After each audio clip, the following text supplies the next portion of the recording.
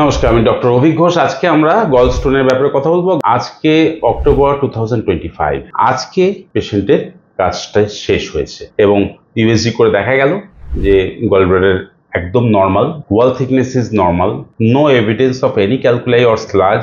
একদম গলব্লাডারটা একদম সঠিক হয়ে গেছে। ওষুধ খাওয়া কতদিনের মধ্যে মোটামুটি কাজকর্ম স্টার্ট হয়েছিল? 5-6 মাসের মধ্যে আমি পুরো সুস্থ হয়ে গিয়েছিলাম। মানে আমার তার আগে যেগুলো আপনি হতো, কি শুয়ে থাকতেন? আমি 2 মাস শুয়েছিলাম, বেড রেস্ট, পুরো বেড রেস্ট। আমরা যে কেসটা পেয়েছি লাস্ট টাইম যে ভিডিও হয়েছিল আর আজকে মোটামুটি 8-9 মাস আরো কেটে গেছে। তো এর মধ্যে পেশেন্টের চলাফেরা, কাজকর্ম সব ঠিক আছে, কোনো ইনডাইজেশন, অ্যাসিডিটি, গলা জ্বালা, কষ্ট, গা গোলানো, নাকে গন্ধ পাওয়া এগুলো আর আছে?